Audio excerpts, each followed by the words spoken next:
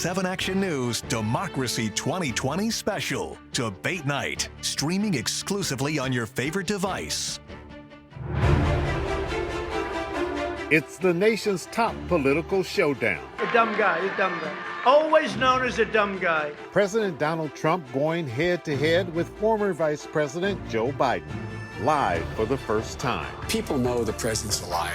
I mean, they know that. It's a contentious race with a lot on the line, and Michigan voters carry the power to flip the state. I am looking very forward to the debate. He's going to want to make it personal. He's going to want to get in the mosh pit. Now our special coverage begins on 7 Action News, setting the stage, making sure you're prepared, and hammering the issues Metro Detroiters want solved. This is a pretty big decision for our country. I'd like to see what plans they have to get life back to normal. I am drowning in student debt. That's one big factor for me. I like to see Trump put his opinion out on global warming, maybe it changed. I like to hear about health care. Plus top experts here to guide us. The secret to winning. Do debates make a difference? And could Michigan change the course of the election? We're ready for a president for our people.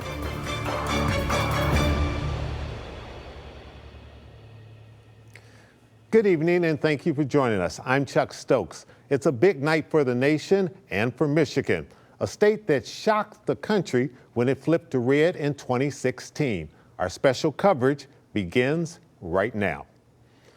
In just 30 minutes, President Donald Trump and Joe Biden will step live onto this stage in Cleveland, Ohio, to debate our most pressing issues. This is at Case Western Reserve University, a town I know well in Cleveland, Ohio. Now, let's take a look at where the polls stand heading into this debate according to Rasmussen reports.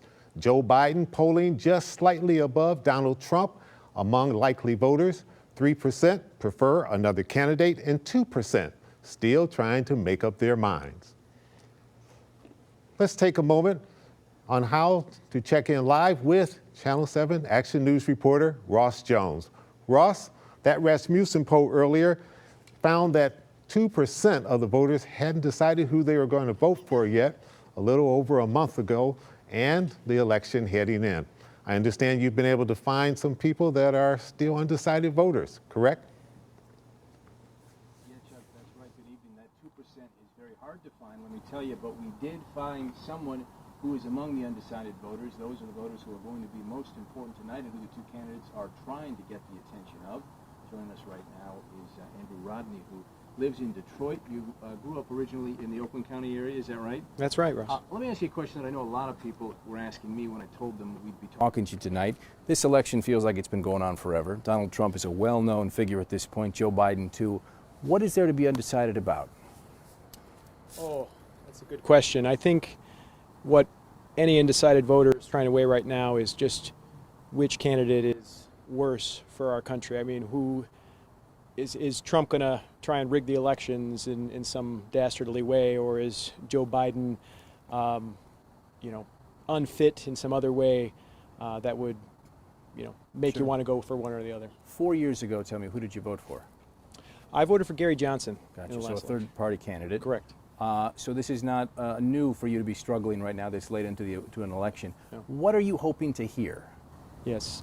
I'm hoping to hear a plan for how, a positive plan for one, for how they will deal with this broken political system, which is producing such terrible results. I mean, we're a country that's capable of so much, but in our political, what we're dealing with now is just a theater, and we're faced with such bad options from both of them. And I realize that they're not going to say they're bad options, but I wish that they would just talk a little bit more about what they were going to do to change it for the next election. And there was some reporting coming out today that the president might have a number of personal attacks that he's preparing for Joe Biden. Joe Biden says he's been preparing for this debate for many weeks. Would the president getting negative early on, would that turn you off to potentially voting for him? Is there any chance that you still may vote for President Trump at this point? It would turn me off. Is there any chance I'll vote for Trump? I would say that it's possible. I think the only way I look at voting for Trump at this point is just, I think it's good to have divided government in some senses. I worry about what a fully unified Democratic government or a Republican government, they seem to produce some of the worst kind of outcomes. So it's not necessarily him. I think you kind of know what to expect with him at this point. It's going to be negative. So it would sour me a little bit more just hearing it, but it probably won't make any change. And last question before we let you go right now, in terms of the subject matter.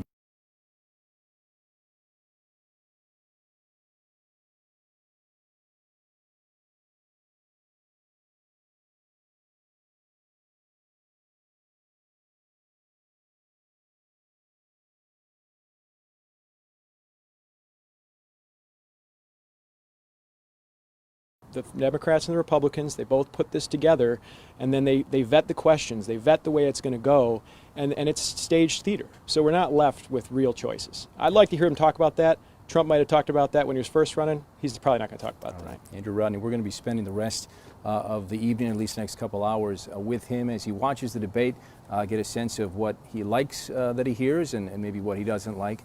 And you can see some of that coming up on 7 Action News at 10 and 11. For now, we're live in Detroit. Chuck, we'll send it back to you. Thank you, Ross. Good questions and very interesting answers. We're joined live by several guests tonight. Oakland County Republican Chair Andy Roszkowski, we call him Rocky, and Democratic Congressman Andy Levin. And coming up in a few minutes, you'll hear from University of Michigan Debate Director Aaron Call, and live in Cleveland, that's where he's at this evening. We'll also talk to Dr. Ronald Stevenson, Director of Debate at Wayne State University. But first, let's begin. Rocky Roszkowski, Andy Levin, good seeing both of you. Doing well? You, Rocky. Okay. I'm having a little trouble hearing you, but I'm going to start off. Rocky Roszkowski, I'm going to start off with you. You're representing the incumbent, Donald Trump. What is it Donald Trump has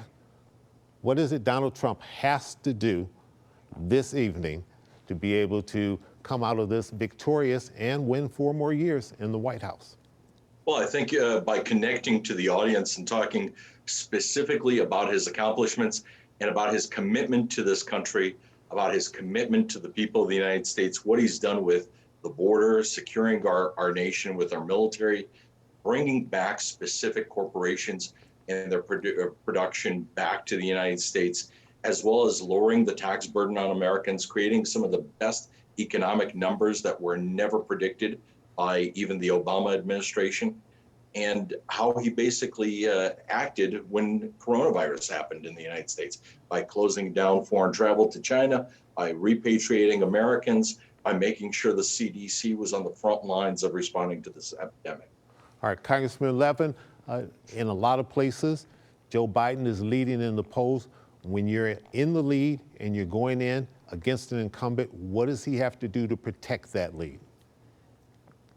Well, Chuck, I think that Joe Biden's going to speak directly to the American people tonight about a real plan to end our disastrous record in dealing with the coronavirus, bring it under control, and as he says, build back better with an economic program that will actually lift up the working people of this country. And Lord knows we need it. And that's what Joe Biden will do tonight. Both of you have been in debates before, not quite at this same level, but you certainly have had to take on an opponent. What goes through a candidate's mind this close before they have to go on that stage and have to talk to the American people and impress them some kind of way? Rocky? Well, I think the first thing that goes through someone's mind when they, especially when I've debated, was how do I connect and how do I get what's in my heart out and through the right words to the people? How do I portray myself so that they understand what's really in my heart and what's really in my mind? And how do I make sure that when the opponent stumbles, I show that there's a very striking contrast between the positions that I've taken and the positions of my opponent? Because let's face it, this is not mortal combat. We are not enemies. We're still Americans when it comes down to it. And Republicans and Democrats definitely need to work together, because the Democratic Party will still be here tomorrow, even though some of us wish they wasn't. It'd still be here tomorrow, and we need to work together. Congressman, same question. What goes through your mind before you go into an encounter like this? You know, I think it's very much like a sports event. If you're an athlete, Chuck, I think you prepare a lot beforehand. And then as you're getting ready to go to start the game or to start a debate, you just want to be relaxed, you know, be yourself and go in with confidence that if you just speak your heart and speak the truth, that the American people will be with you. And I think that's certainly true for Joe Biden, who, you know, is somebody who grew up working class in Scranton, Pennsylvania. He's not from Park Avenue. You know, he's a regular American guy who's devoted his life to public service. And I think he just needs to speak his truth, and he's going to do fantastically well tonight. In a situation like this, because the country has become so partisan, do you come on stage and really take on your opponent in a confrontational type of way, or do you talk to the people and not ignore your opponent, but really make your remarks straight to the American people so that at the end of this evening, they feel as though you've been talking to them and not so much talking to your opponent? Rocky? I think tonight is all about talking to the American people and showing that contrast. That contrast will develop itself throughout the debate, but the connection between the individual running and the American people is what's so incredible in our election process. It's something that truly should be celebrated in our federalistic society or federalist society of this nation. So I'm going to be all about connecting with the people. Congressman? Yeah, Chuck, Donald Trump is the most divisive president in memory. I mean, he's spouted anti-Semitism, racism. He's trashed Mexicans, other immigrants. Joe Biden is the opposite. He's a uniter. I mean, he's someone who has worked super well across the aisle, and he's definitely capable of sparring if need be, but I think he's going to be focused on taking his message directly to the people, that we can come together and beat this pandemic, that we don't have to be one of the worst countries at it in the world, that we can build an economy that's inclusive and that gives everybody opportunity. So I think he's going to, you know, not take the bait, but and focus on his message, but he won't back down either. He'll be a strong debater. You know, Chuck, it's really sad that instead of this being more like the Lincoln Douglas debates, it's becoming more like the Hamilton Burr debates, and everybody's waiting for that moment, that gotcha moment, or how are they going to spar it out? And it's sad that when I thought we were going to have a good collegial conversation here about the debate prior to this battle of thoughts and of ideas, Andy basically starts automatically launching into this president. And quite frankly, if Andy was truly intellectually honest about the issue, he'd be honest with the fact that this president has created one of the best economies ever, that a lot of the comments that have been referred to by Congressman Levin here have been taken out of context. And to call him anti-Semitic is the furthest from the truth, especially because his son-in-law is Jewish. He's the first president that made a commitment to Israel about moving the embassy from Jerusalem, and he did it. No other president, Rocky, no other Republican. Rocky, I recommend. All right, let's give Congressman a chance to respond. Rocky, I recommend you not lecture me about anti-Semitism, and please don't join Donald Trump in saying that treatment of Israel is the same as anti-Semitism. It's two different things. He's repeatedly talked about your country, speaking to American Jews. That's straight up anti-Semitism. My country is America, Rocky. And he's used, this isn't out of context. He's put up anti-Semitic memes multiple times. He's retweeted anti-Semitic, videos. He said of the Nazis and the the white supremacists in Charlotte, there's good people on both sides. Not true. All right. Not true. We can take things, Chuck, real quickly. We can take things out of context. Because we're out of time. All right. We can take things out of context like we've just seen. They've taken them out of context. And quite frankly, I think you need to look at your votes when you're talking about anti-Semitism as well. Anyone could be referred to as anti-Semitic if that's your definition of anti-Semitism. Gentlemen, we're going to have to end this debate before the debate right now. Hopefully we'll be talking to you a little later after the debate. Thank you so much for tuning in and having this little conversation that we're having this Thanks, Chuck. Thanks so much. It's a pleasure seeing both of you. Now here's how the debate will go tonight. It will be broken down into 6 15-minute segments. Those segments are the Trump and the Biden records, the Supreme Court, COVID-19, the economy, and Black Lives Matter and violence in our streets and cities, and the integrity of the election. That's according to the Commission on Presidential Debates. The candidates will have 2 minutes to respond after the moderator opens each segment with a question, and it will last about 90 minutes without any commercial breaks whatsoever. Now taking it back to Metro Detroit, we've been going around town asking voters what they would like to see tonight. I'm curious what each candidate is going to say about current state of the country and exactly how they're going to respond from the COVID-19 pandemic. I'm really looking forward to hearing questions about our nation's education system. As an educator myself, I think we're in a really interesting time, especially right now with the pandemic.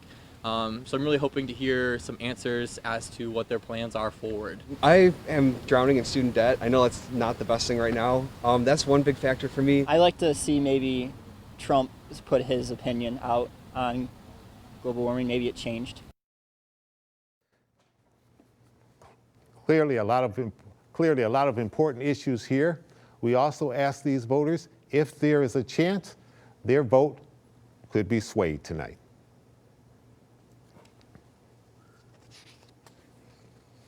I think the debates are going to bring up a lot of points and a lot of discussion points, but I feel like most people who watch the debates probably already have a pretty clear answer of who they're voting for at this time. If Donald Trump miraculously decided that climate change isn't a hoax, that'd be pretty surprising. It might change my mind.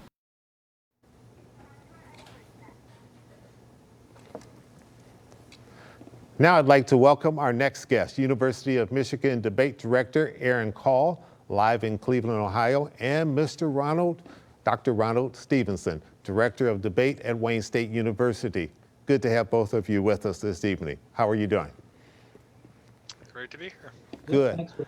All right, you are our debate experts. You coach students. You've won national awards at both of your universities. This is game face night. What do the candidates have to do to be able to impress the American people and walk off that stage and say, I did my job that they've been preparing to do? Aaron Call, begin with you. Yeah, I think what's interesting is that both candidates have really different things that they want to accomplish tonight.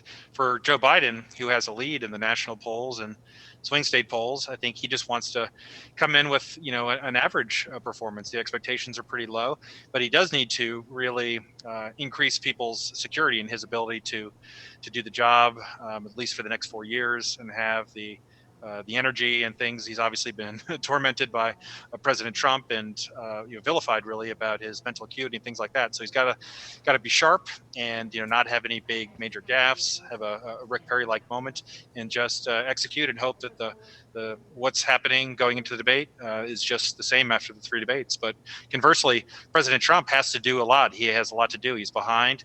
He hasn't debated in almost 4 years, and so he needs to start immediately being aggressive and try to get Joe Biden off of his best debate plan by making maybe some personal attacks, some ad hominem attacks, going after Hunter Biden. That's going to be pretty popular place to go, and really try to get Joe Biden to commit a major error, forget something, a gaffe that recenters the entire debate on terrain that's more favorable for President Trump.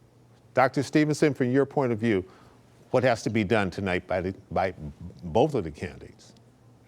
Well, I think that Trump sort of enters tonight with not really much to lose. As was pointed out, being behind means he can try a lot of different things. The fact that he's trailing in battleground states means that he has to do something to put himself over the top. And the way that I think he does that is he's going to try and precipitate mistakes by Biden. So, he knows that he really needs Biden to make a mistake, to make a major gaffe, and connect to that image that he's created of Biden over the last year or so of, Sleepy Joe. He wants to reinforce that. And so he'll do that in almost any way that he can. The upside, I think, for Trump in this debate is that, no tactics really are left off the table. He has a base that overwhelmingly supports him. If he makes mistakes, his administration has done a fantastic job of just explaining them away every time that happened. And so it really puts a lot of pressure on Biden because he has to be consistent. He can't make mistakes, and he has to stay on message. So we're really interested to see if he can do that tonight and sort of, come out of it looking like the more presidential of the two candidates.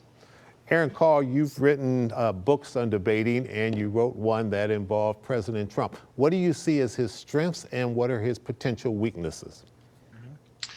Yeah, he's an excellent counterpuncher. I'd say that's probably his biggest strength on the debate stage is he's not always, kind of aggressive, but when attacked, he can come back, with a zinger or something that really, deflates his opponents. And he was very successful in the 11 GOP primary debates he participated in. And then, going against Hillary Clinton, he may not have won all the debates, but, he's very formidable, and especially in the last two debates. And so he's, can be aggressive when needed. He's very unpredictable, but also has some vulnerabilities as well. He's made big mistakes where he's criticized the physical appearance of some of his opponents in the Republican primary debates, and he had to kind of apologize for that. He's gone too far, and I think something tonight that he really needs to be careful about is, Joe Biden has a stutter, and it's well known, and he's talked about it publicly, and he works with children on that. Mm-hmm. And if it looks like President Trump is making fun of that, and just something that happens, then that's something that could really backfire with him and really turn off those kind of undecided moderate voters that he really needs to win re-election. Dr. Stevenson, in debates like this, do you always prepare for the unexpected, try to pull some type of surprise on your opponent to get them off of their game? And do you expect to see something like that happening? Absolutely. I think that Trump will try and push Biden's buttons on a lot of different issues. Obviously, some of them can be expected. So, he knows the Hunter Biden stuff is coming out. Some things about that happened earlier today, the recently released statement by his Director of National Intelligence, Ratliff, about the Russia collusion all being created by Hillary. It's all being made up. I think he's going to try and catch him unawares. And he's really going to push him to explain his position. I think his number one opportunity to do that is he's going to repeat probably over and over again throughout the debate that Joe Biden represents the radical left. And the reason he's going to do that is because he knows that Biden has to separate himself from that association to keep moderate voters. But at the same time, the more that he separates himself from the radical left, he risks that fissure that exists in the Democratic Party. And if this is a turnout election, alienating the more extreme progressives could put Biden in a very difficult spot at the end of the day. Aaron Carl, you're right there, smack dab in the middle of it, Cleveland, Ohio, over there at the Cleveland Clinic and Case Western Reserve University. What's the atmosphere? Yeah, I got to go to all the presidential debates in 2016, and it's certainly different. Right when you get into town, you had to take and pass a COVID test. Surgical masks are required by everyone once inside. So it's, in some ways, it's like a debate like no other. The audience is small. It's only between 75 to 80. Normally in a presidential debate, there's 900 or 1,000. But at the same time, there's a lot of things that also look familiar. The traffic to get into campus, the protesters on the corner, the stage looks just like the past ones. And so, there's been a lot of tumult with these debates. The University of Michigan and University of Notre Dame, supposed to be hosting tonight, couldn't because of coronavirus. And luckily, though, these replacements have stepped up, and that we're still having these traditional debates, even though we miss things like in-person conventions and a lot of the campaigning and large rallies. It's nice that debates, mostly in the same form, are occurring in this important election. All right, very quickly, anybody want to make any predictions tonight? Dr. Stevenson? I think tonight that Trump's not going to get his wish. Biden's going to stay on target, and most people will say that he won the debate. All right. Aaron Call? I completely agree. I think Biden's going to benefit from low expectations, and also incumbent presidents. It's very difficult to have a first debate. He hasn't debated for nearly 4 years, hasn't had a lot of formal practice, and so just historically, it makes that the challenger is more likely to succeed, at least in the first debate. All right, gentlemen, Dr. Ron Stevenson and Aaron Call of Wayne State University and the University of Michigan, respectively, thank you so much for joining us, and we appreciate it. Thank you for having us. As for preparations, President Trump has said he prepares for debates every day. He prepares for debates every single day, and just doing what he does naturally. Biden has said he's looking forward to holding Trump accountable. Both say they are ready. Yeah, I am. I do.